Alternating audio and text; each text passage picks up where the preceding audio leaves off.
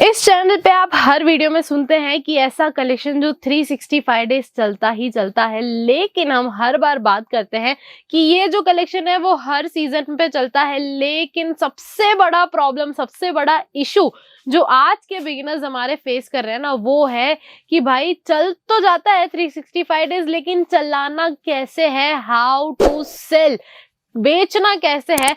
और मैं बता दूं, आज हम इस वीडियो में सिर्फ थोड़ी सी बातें करने वाले हैं एंड आई होप कि आप मुझसे कनेक्ट कर पाए कहीं ना कहीं। तो जैसे मैं हमेशा बात करती हूँ प्रिंटेड साड़ियों की, तो आप सब जानते हैं कि प्रिंटेड साड़ियों में बहुत सारी वेरिएंट्स आते हैं। जैसे वेटलेस फैब्रिक पे आपको मिल जाती है, उसके बाद कॉटन साड़ी मिल जाती है और वो भी टोटली प्रिंटेड रहती है। तो प्रिंटेड साड़ियों की डिमांड हर जगह पे, अलग अलग सिटी पे, अलग अलग टेस्ट के अकॉर्डिंग चलती है।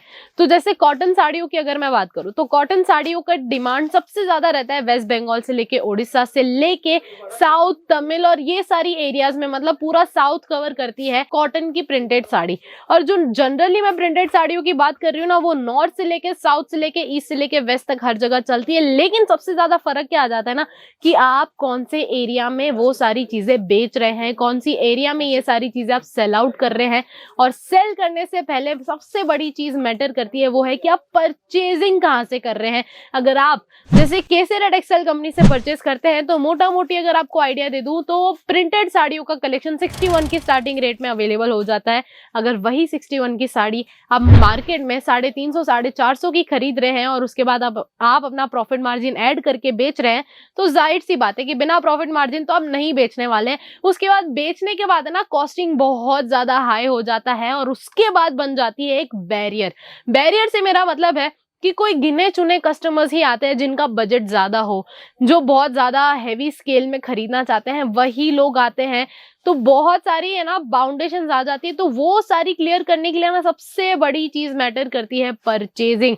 आपने बहुत लोगों को सुना होगा, बोलते हैं भाई मुझे टाटा बनना है, मुझे मेरी खुद की रिलायंस कंपनी खोलनी है, मुझे धीरूभाई अंबानी जैसा बनना है। लेकिन सबसे ज्यादा मैटर क्या करता है कि उनके पीछे की स्टोरी ना कोई सुनना ही नहीं चाहता, कोई देखना ही नहीं चाहता, कोई समझना ही नहीं चाहता। हम एक विजन लेके आ जाते हैं, एक थॉट लेके आ जाते हैं कि भाई नहीं, हमें तो यहाँ तक पहुंचना है, लेकिन कैसे पहुंचना है वो रूट कोई समझना ही नहीं चाहता। उसकी वजह से ही सबसे बड़ी प्रॉब्लम आज के टाइम पे इशू हो रही है, सबसे ज्यादा प्रॉब्लम रेज हो रही है कि लॉस का फैक्टर ऐसा है ना, जो हर तरीके से किसी ना किसी के पास आता ही आता है और आना जरूरी भी है तब तक, वरना कोई समझ नहीं पाता है। कोई भी ऐसा बिजनेस नहीं है जो एक ही बार में सक्सेसफुल हो जाए।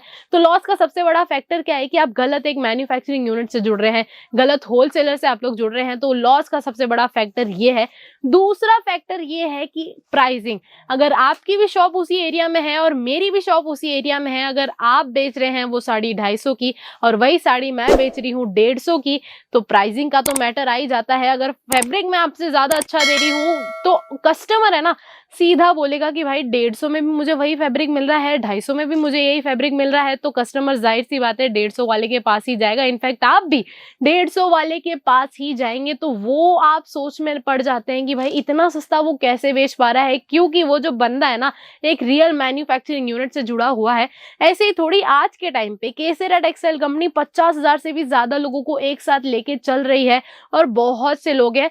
मोटा मोटी आइडिया दूं तो 85 to 88% का रेशियो है जो एक अच्छा खासा बिजनेस लेके चल रहे हैं। और जो कुछ बिजनेसमैन है ना, वो बिगिनर्स हैं, स्टार्टअप कर रहे हैं। तो मेरा कहने का मतलब बस इतना है कि 365 डेज चलने वाली चीजें तो हैं, लेकिन उनका भी एक पर्टिकुलरली टाइम होता है। अगर आप वेटलेस फैब्रिक की चीजें हैं, जो फिर नॉर्मली प्रिंटेड साड़ी है, डिजिटल प्रिंटेड साड़ी है, वो अगर आप कोई आउट ऑफ द जोन जाके बेचेंगे, वहां बेचेंगे जहां पे चलता ही नहीं है इसका सेल, उसके बाद आप आके कहते हैं कि भाई ये तो 365 डेज चलता है, तो फिर क्यों नहीं बिक रहा है। उसका सबसे बड़ा रीजन ये है कि सारी चीजें ना हमें समझनी पड़ती है, एग्जामिन करनी पड़ती है। अगर आप एक प्रॉपरली बिजनेस अपना स्टार्ट करना चाहते हैं और जो ये सारी चीजें, ये सारे फैक्टर्स समझ जाते हैं ना अच्छे से, वो यहाँ से लेके यहाँ तक आराम से अपना रास्ता निकाल लेता है पहुंचने का। और मैं तो चाहती हूँ कि मेरा हर एक व्यूअर, हर एक सब्सक्राइबर एक सही रास्ते पे जाके आके सारी चीजें शुरू करें। इसलिए मैं हमेशा आपसे कहती हूँ कि आइए केसरिया टेक्सटाइल कंपनी में। ये नहीं कह रही कि आप सिर्फ यहाँ पे विजिट करेंगे, जाहिर सी बात है बिजनेस करने आए हैं तो आप बहुत सी नई नई जगहों पे भी विजिट करेंगे, कुछ अलग अलग जगहों से चीजें भी खरीदेंगे।